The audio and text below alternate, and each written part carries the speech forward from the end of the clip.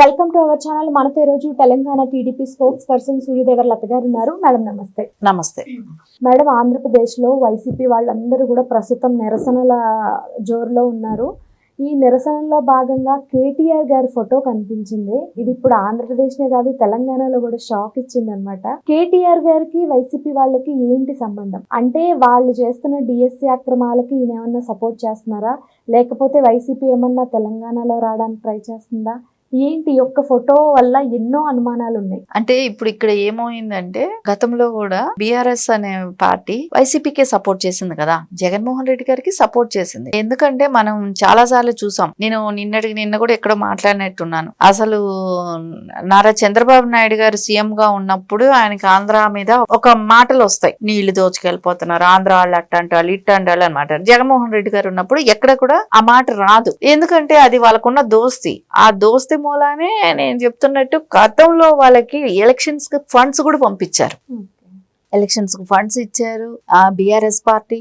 అంటే అంత దోస్తి వాళ్ళకు ఉంది. అంటే మనకి ఇక్కడ ఒక్కటే వాళ్ళకి ఏంటంటే జగన్మోహన్ రెడ్డి గారిని తెలంగాణలో వాళ్ళ ఆస్తులు కాపాడుకోవడానికి జగన్మోహన్ రెడ్డికి కేసీఆర్ గారి అవసరం ఖచ్చితంగా ఉంది. సో రేపు పొద్దున ఇక్కడ ఆయన ఓట్ బ్యాంక్ ఏదైనా రాజశేఖర్ రెడ్డి గారి ఇది ఉంటది కాబట్టి ఆ ఓట్ బ్యాంక్ ఏదైనా ఉంటే దాన్ని షిఫ్ట్ అవుతుందేమో అని ఒకవేళ వీళ్ళకి ఆలోచన కూడా ఉండొచ్చు. రేపు పొద్దున ప్రచారాన్ని పిలుచుకుందాం అనే ఆలోచన కూడా ఉండొచ్చు. కానీ దాని మూలన షర్మిల గారు ఊరుకుంటారా? షర్మిల గారు వస్తారు కదా స్పాట్ లోకి. అయితే ఖచ్చితంగా ఆవిడ కాంగ్రెస్ లో ఉన్నారు. రేవంత్ రెడ్డి గారి తరపున రేపు పొద్దున కాంగ్రెస్ లో ఇక్కడ రేవంత్ రెడ్డి గారికి సపోర్ట్ గా వచ్చి తను కూడా మాట్లాడతారు. సో అక్కడ బీఆర్ఎస్ పార్టీ ఏదైతే అనుకుంటుందో అది ఖచ్చితంగా సక్సెస్ అవ్వదు. జగన్మోహన్ రెడ్డి గారిని చూసి ఓటేసే వాళ్ళైతే తెలంగాణలో అయితే ఉండరు. ఎందుకంటే అతను ఆ మూలాన తెలంగాణ నష్టపోయిందే గానీ ఆయనకు మూలాన వచ్చి బాగుపడింది అయితే ఏమీ లేదు. ఎందుకంటే మనం గతంలో చూసాం ఎంత స్వార్థ రాజకీయాలు జగన్మోహన్ రెడ్డిది. ఇక్కడ ఎప్పుడూ కూడా అండి ఒక్కటి ఇక్కడ తెలంగాణ ప్రజలకు ఎట్లా ఉంటదంటే దోచుకున్న వాళ్ళకి ఎంకరేజ్ చేయాలనే ఆలోచన అయితే ఉండదు. జగన్మోహన్ రెడ్డి 42,000 కోట్లు ఉమ్మడి ఆంధ్రప్రదేశ్, అప్పట్లో ఉమ్మడి ఆంధ్రప్రదేశ్ లో ఉన్న ఆస్తులే కదా ఈ రోజున కోర్టులలో ఉన్నాయి, ఈడీ కేసులో ఉన్నాయి.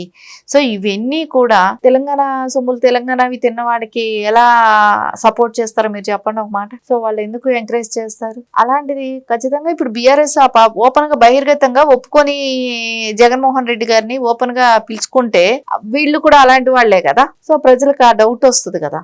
అందుకని ఖచ్చితంగా ప్రజలైతే ఆ విధంగా ఆలోచించరు. అతను వస్తే ఏదో ఇక్కడ మారిపోయేది ఏమీ ఉండదు. సరే మేబీ వీళ్ళు అనుకున్నట్టు బీఆర్ఎస్ వాళ్ళు వెళ్ళిపోయి జగన్మోహన్ రెడ్డికి సపోర్ట్ చేస్తారు, కేటీఆర్ గారు యువ నాయకత్వంలో ఏదో ముందుకు తీసుకెళ్లిపోతారు, జగన్మోహన్ రెడ్డికి సపోర్టింగ్ గా అండగా ఉంటారు అని అనుకుంటే ఈయన చేసిన ఇక్కడ దోచుకున్నంత తెలంగాణలో సో ఇప్పటి వరకు వీళ్ళు చేసిన అభివృద్ధి పరంగా తీసుకున్నా కూడా సో ఖచ్చితంగా జగన్మోహన్ రెడ్డి దొందే అనేది అర్థమవుతుంది.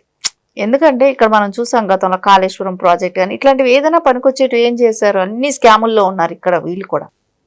ఖచ్చితంగా రెండే ఒకటే సరిపోయిన జట్టే అన్నట్టు ప్రజలు అక్కడ ఏం పట్టించుకునే వాళ్ళు కాదు.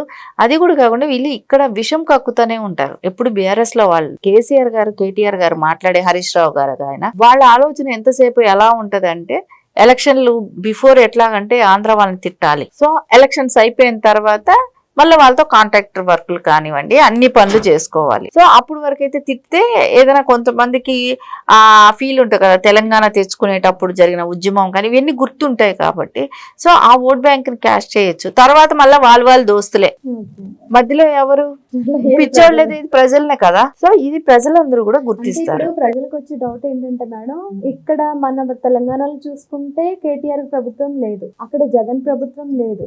అంటే ఇప్పుడు వీళ్ళిద్దరూ కలిసారు కాబట్టి ఏమన్నా కొత్త వ్యూహం వేస్తారంటారా? నేను అనేది ఏంటి, జోగి రాసుకుంటే రాలేదు బూడిదే అన్నట్టు ఈ ఇద్దరు ఒకే రకం మనుషులే. సో వీళ్ళిద్దరు మూలాన రెండు రాష్ట్రాలకి ఉపయోగం అయితే ఏమీ లేదు. సో ఖచ్చితంగా వాళ్ళ మూలాన అక్కడ కేటీఆర్ గారు వెళ్ళినంత మాత్రాన అక్కడ జగన్మోహన్ రెడ్డి సీఎం అయిపోయాడు. ఆ జగన్మోహన్ రెడ్డి వచ్చి తెలంగాణలో ప్రచారం చేసినంత మాత్రాన వీళ్ళకేమో వెంటనే సీఎం అయిపోయే పరిస్థితి కూడా కాదు.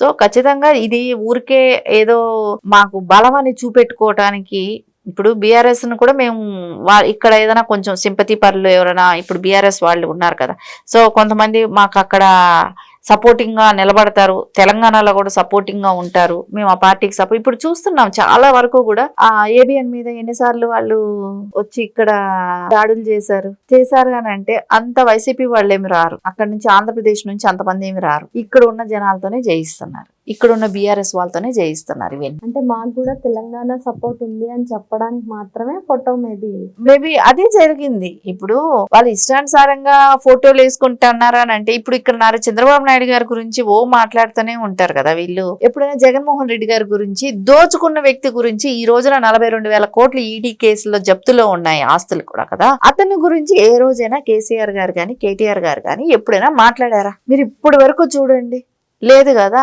ఇప్పటి వరకు అట్లాంటి మార్పు లేని నారా చంద్రబాబు నాయుడు గారి గురించి అయితే మాట్లాడతారు దోచుకున్నారని, కానీ ఆయన ఎక్కడా కూడా ఏ కేసుల్లో కానీ దోచుకున్నట్టు కానీ ఎక్కడైనా మీరు నిరూపించగలుగుతారా? అలాంటి ఉంటే ఎప్పుడో చేసేవాళ్ళు వీళ్ళు. అలాంటి లూప్ హోల్స్ ఎక్కడైనా కానీ ఒక్క చిన్నది మీరు చూసారు, మొన్న కేసులు కూడా ఎలాంటి ఫేక్ కేసులు పెట్టారో అవి కొట్టేయటం కూడా జరిగింది ఆంధ్రప్రదేశ్ లో. అంటే ఈ ఫేక్ కేసుల వలన ఎంత ఉద్యమం లాంటిదే నడుస్తుంది నారా చంద్రబాబు నాయుడు గారిని అరెస్ట్ చేస్తే. అలాంటిది జగన్మోహన్ రెడ్డి ఇన్ని వేల కోట్లు దోచుకుంటేనే ఇప్పటి వరకు కూడా మాట్లాడిన వ్యక్తులు. మేడం, ఆ మధ్య లాస్ట్ టైం చంద్రబాబు నాయుడు గారు అరెస్ట్ అయితే తెలంగాణలో ఉద్యమాలు చేస్తుంటే కేటీఆర్ గారు అన్నారు కదా, ఇక్కడ ఎందుకు చేస్తున్నారు, ఆంధ్ర పోయి చేసుకోండి అని అన్నాడు.